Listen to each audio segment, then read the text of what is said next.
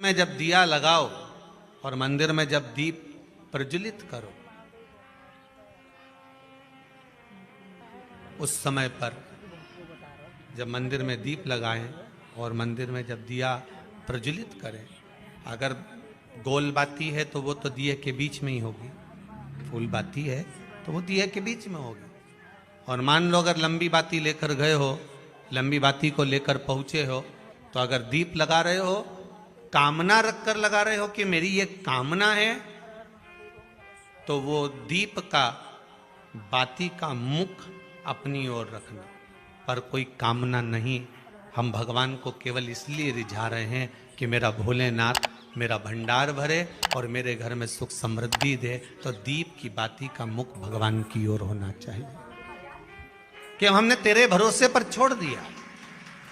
अब हम किसी से नहीं पूछेंगे कि हमें क्या करना है, ये दीप की जो बाती का मुख है वो आपकी ओर है। अर्थात मेरा जो जीवन है, मेरा जो संपूर्ण परिवार है, मेरा जो कुटुंब है, मेरा जो कबीला है, मैं जिस घर में निवास करती हूं, मैं जिस घर में रहता हूं, उस घर का संपूर्ण कारभार सब तुम्हारे भरोसे पर है। तो बाती का मुख कहां हो गया? भगवान की ओर हो गया।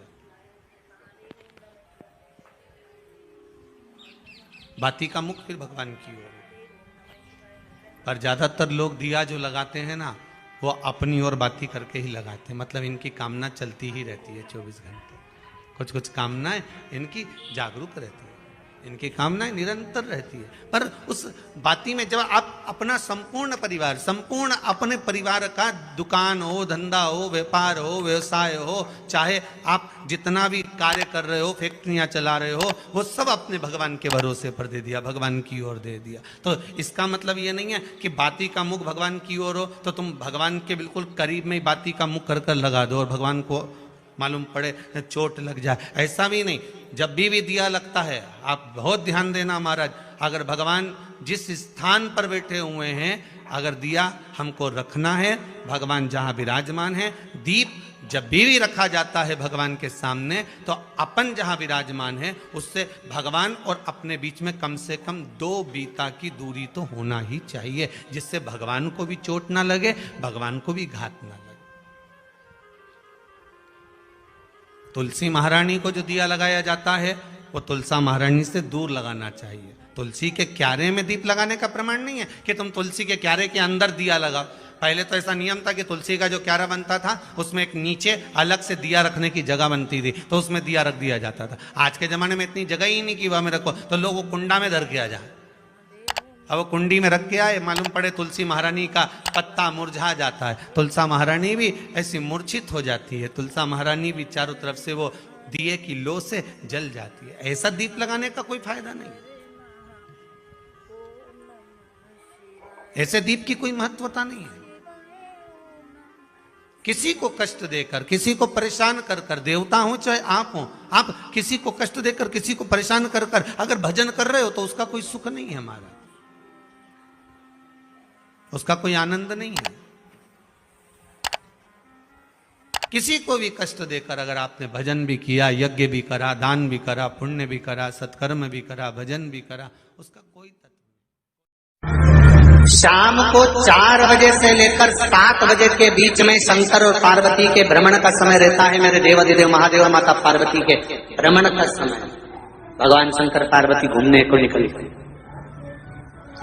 इसलिए हमारा सनातन धर्म कहता है शाम के समय पर माताओं को झाड़ू नहीं लगाना चाहिए, शाम के समय पर माताओं को चूड़ी बिछिया नहीं बदलना चाहिए, शाम के समय पर माताओं को मांग में सिंदूरा नहीं भरना चाहिए, शाम के समय पर माताओं को बाल नहीं बांधना चाहिए, शाम के समय पर माताओं को चौखट पर नहीं बैठना चाहिए। उसका कारण क्या है? क्योंकि पार्वती जी ने भगवान भोलेनाथ जी से कहा था कि तुम मुझे रोज शाम के समय प्रदोष काल में भ्रमण के लिए लेकर जाते हो, मेरे लिए आज्ञा क्या है? शंकर भगवान ने कहा सुनो पार्वती, मंदिर के अंदर नंदी रहता है, जाने वाला यात्री जब मंदिर में मेरा दर्शन करने आता है तो नंदी के कानों में कहकर जाता है कि शिव जी को मेरे यहाँ लेकर आना। मैं नंदी के अनुसार उनके घर जाता हूँ, मेरा काम है उनका कल्याण करना और तेरा काम है उनके घर की नारी को अखंड सौभाग्यवती का वर प्रदान करना, ये तेरा काम।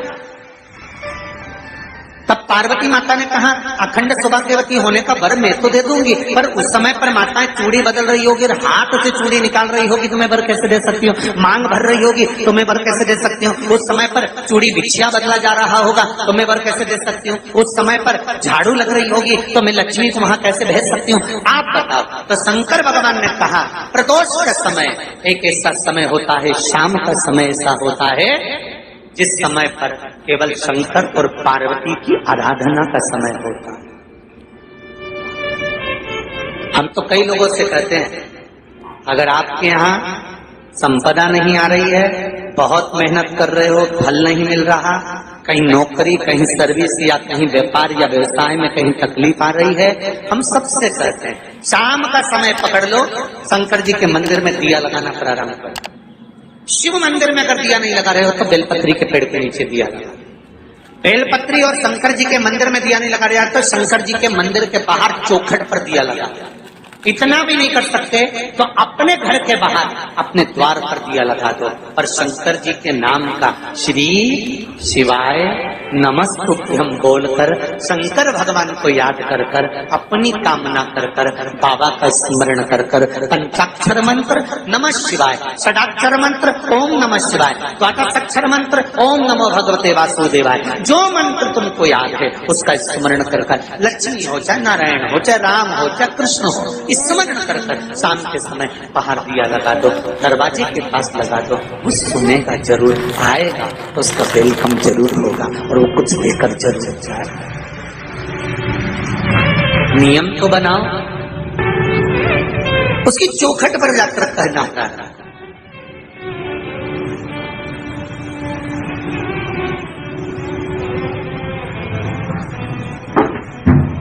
बृहस्पति महाराज ने कहा कि शाम का समय जो प्रदोष का समय होता है उस समय पर इंद्रदेव तुम शंकर जी की आराधना करो। शिव आराधना से शंकर जी जो मार्ग प्रशस्त करेंगे, शिव आराधना से जो शंकर जी कहेंगे वो तुम करना, ठीक है। आराधना करी बाबा भोलेनाथ जी।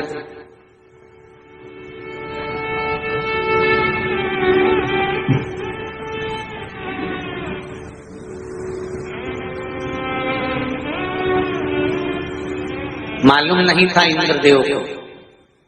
बृहस्पति महाराज ने प्रदोष की महत्वता समझाई तो प्रदोष का समय जानकर शंकर जी पर 7 बेलपत्र प्रदोष के दिन इंद्र ने समर्पित कर दी बिना सोचे। कितनी बेलपत्र? 7। प्रदोष का व्रत करो चाहे ना करो, मंदिर में चढ़ी हुई बेलपत्र को उठा लो,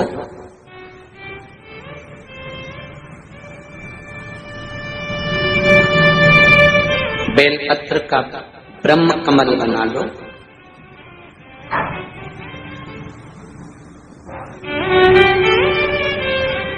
ब्रह्म कमल का मतलब होता है डंडी बीच में रहे, आसपास पत्तियां रहे। 7 पत्ती का ब्रह्म कमल बनाकर, जैसे ये पत्तियां हैं एक जैसी रखी हुई हैं तो इसको फैलाइए, 7 पत्ती को आपस में फैलाकर ब्रह्म कमल बनाए। प्रदोष का व्रत करें ना करें, जरूरी नहीं है कि वृक्ष से ही पत्ती लेकर आओगे तो ही शंकर जी को चढ़ाओगे। शिव जी पे से चढ़ी हुई उठाकर धोकर ब्रह्म कमल बनाकर बाबा से विनय कर कर, हे प्रभु आज मैं इस काम के लिए जा रहा हूं, बाबा मेरा यह कार्य है, बोलकर श्री शिवाय नमस्तुभ्यम बोलकर शिवलिंग पर समर्पित कर दो। दिन भर के प्रदोष व्रत का फल बाबा एक बेलपत्री समर्पित करने पर ही प्रदान कर देता है। शिव प्रदोष व्रत कर रहे हो उससे बढ़कर कोई प्रसन्नता नहीं, पर नहीं कर रहे तो प्रदोष के दिन या 12 महीने शिवरात्रि आती है, श्री शिवाय नमस्तुभम। हर हर महादेव। कैसे हैं आप सभी लोग? आशा करती हूँ आप सभी बहुत अच्छे होंगे। देखिए, जो भी मेरे चैनल पर पहली भाई बहन पहली बार आए हैं वह मेरे चैनल को सब्सक्राइब कर लें। मेरी वीडियो कैसी लगती है कमेंट में हर हर महादेव लिखना ना भूलें। देखिए, आज का उपाय बहुत ही अच्छा उपाय बताया है। प्रदोष काल में अगर आप एक दीप अपने दरवाजे पर लगाते हैं तो धन का आपके यहाँ भंडार भर जाएगा, लक्ष्मी का आगमन होगा। कहते हैं प्रदोष काल में शिव पार्वती भ्रमण के लिए निकलते हैं तो नंदी के कान में जाकर अगर आप मंदिर जाते हैं तो उनके कान में अवश्य कह के आएँ कि भ्रमण के लिए आप शिव जी और पार्वती को लेकर आते हैं प्रदोष काल में शाम के टाइम, तो हमारे यहाँ अवश्य लेके आएँ। तो ऐसे कान में कह के आना है नंदी के कान में, और आपको आना है घर। शाम को आपको एक दीप लगाना है, शाम को अपने दरवाजे के पास लंबी बाती का लगाना है घी का, और आपको प्रचलित करते समय यही बोलना है कि हे नंदी बाबा, आप शिवजी पार्वती को भ्रमण करने के लिए लेके आए हैं तो हमारे यहाँ उनको लेकर अवश्य आएं। पृथ्वी पर प्रदोष काल में शिवरात्रि में एकादशी पर शिव पार्वती पृथ्वी पर भ्रमण के लिए आते हैं, तो इसलिए आपको दरवाजे पर एक घी का दीपक अवश्य ही लगाना चाहिए।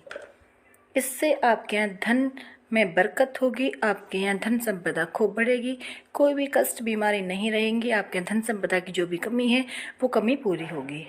जिस व्यक्ति के यहाँ धन की बहुत कमी है, कष्ट बहुत ज़्यादा है, विपदा आ पड़ी है, समझ नहीं आ रहा है क्या करें, तो प्रदीप मिश्रा जी ने शिव पुराण में बता दिया है कि अगर आपके यहाँ ये सब परेशानियां हैं तो आप एक उपाय अवश्य कर लें। प्रदोष काल में एक दीपक अवश्य लगाएं। देखिए, अगर आप मंदिर नहीं जा सकते या आप शिवालय नहीं जा सकते, बेलपत्र के पेड़ के पास दीप नहीं लगा सकते, तो एक अपने दरवाजे पे अवश्य ही लगा दें। देखिए, वैसे बहुत ही शुभ उपाय बताया गया है कि बेलपत्र का पेड़ अगर आपको कहीं मिल जाए तो उस पर एक दीप प्रदोष काल में आप शाम के टाइम ज़रूर लगा कर आएँ। इससे आपके यहाँ जो भी धन की कमी है वो पूरी हो जाएगी, जो भी आपके यहाँ कष्ट है वो समाप्त हो जाएगा, आपकी जो भी मनोकामनाएं वो पूर्ण अवश्य ही हो जाएंगी। प्रदीप मिश्रा जी ने अपनी कथा में ये भी बताया है, उनका ही उपाय सुनकर मैं आपको बताने का प्रयास कर रही हूँ। जो भी व्यक्ति प्रदोष काल में शाम के टाइम मंदिर जाकर एक दीप लगाए, जो भी अपनी कामना है, कामना को जानकर आपको रखकर अगर दीप लगानी है तो वो लंबी बाती का दीप अब लगाते वक्त उसका मुख अपनी तरफ कर कर ही लगाएं। अगर कोई कामना नहीं है, वैसे ही आप शिव जी को रिझा रहे हैं, आपके यहाँ धन संपदा हमेशा रहे, आपके यहाँ सुख शांति बनी रहे, तो आप उस दीप का मुख शिव जी की तरफ कर दें। अगर आपकी कोई कामना है तो उस दीप का मुख अपनी तरफ लगाएं। लंबी में जब दिया लगाओ और मंदिर में जब दीप प्रज्वलित करो,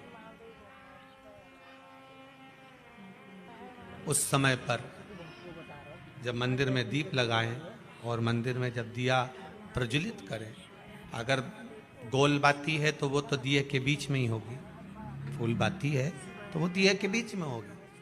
और मान लो अगर लंबी बाती लेकर गए हो, लंबी बाती को लेकर पहुंचे हो, तो अगर दीप लगा रहे हो, कामना रखकर लगा रहे हो कि मेरी ये कामना है, तो वो दीप का बाती का मुख अपनी ओर रखना, पर कोई कामना नहीं।